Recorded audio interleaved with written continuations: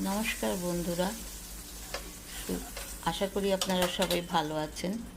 আজ আমি আপনাদের করে দেখাবো আর মাছের ঝোল বা ঝাল যাই বলুন।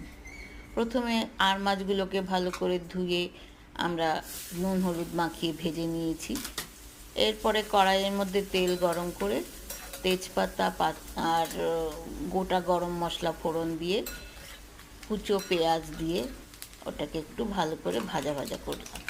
পেঁয়াজটা যখন একটু লাল হয়ে ভেজে আসবে তার মধ্যে আপনি একটা পেঁয়াজ বাটা করে দিয়ে দেবেন। তাহলে কি হয়, ঝোলটা বেশ একটু ঘন ঘনও হয় আর টেস্টটাও খুব ভালো হয়। এই পেঁয়াজ দুটো যখন ভাজা হয়ে যাবে লাল করে, তখন তার মধ্যে আমরা দেব আদা রসুন আর লঙ্কার বাটা বা পেস্ট যাই বলুন। সেটাকে দিয়েও আবার আমরা 2-3 মিনিট একটু ভালো করে ভেজে নেব, যাতে কাঁচা গন্ধটা চলে যায়। এরপরে আমরা আস্তে আস্তে যা মশলা দিতে হয়, যেমন প্রথমে আমরা নুন দিচ্ছি, তারপরে লঙ্কার একটু গুঁড়ো দিচ্ছি, তারপরে আপনি জিরে দেন, হলুদ দিন, ধনে দিন, সবই পাউডার একটু একটু দিলাম। লঙ্কাটা দেওয়ার সময় একটু চিন্তা করে যারা যেরকম খাবেন ঝাল সেরকম দেবেন, কারণ আমরা কাঁচা লঙ্কা আগেই বাটা করে দিয়েছি। এরপরে সামান্য একটু জল ঢেলে লঙ্কাটাকে মশলাটাকে ভালো করে ভাজা ভাজা করবেন। হ্যাঁ, বেশ কিছুক্ষণ ভাজা করার পরে যখন দেখবেন যে একটু শুকিয়ে শুকিয়ে এসছে, তার মধ্যে আমি একটুখানি টমেটো সস দিলাম।